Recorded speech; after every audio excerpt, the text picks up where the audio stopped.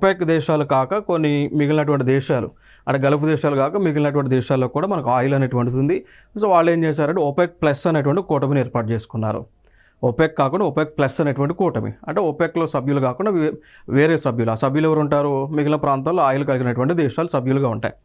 అలా ఇది 2016లో ఏర్పాటు చేసుకున్నారు. సో దీనిలో ఇప్పుడు ఒపెక్లోనేమో 12 దేశాలు ఉన్నాయి, నాన్ ఒపెక్ లేదా ఒపెక్ ప్లస్లోనేమో 11 దేశాలు ఉన్నాయి.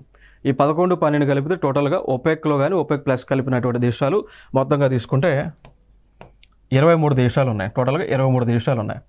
సో ఈ ఒపెక్ ప్లస్ని లీడ్ చేసేది ఒకటి రష్యా అనేటువంటి దేశం, ఇంకొకటి సౌదీ అరేబియా. సో ఫైనల్గా ఒపెక్ని లీడ్ చేసేది సౌదీ అరేబియా, ఒపెక్ ప్లస్ను కూడా లీడ్ చేస్తూ ఉన్నది రష్యా, అదేవిధంగా సౌదీ అరేబియా లీడ్ చేస్తూ ఉంది.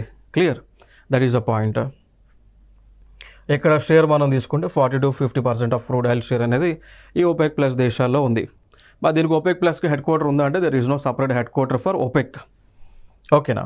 సో వీళ్ళు కూడా డెసిషన్ అనేది కలెక్టివ్ డెసిషన్స్ అనేటువంటి తీసుకుంటూ ఉంటారు.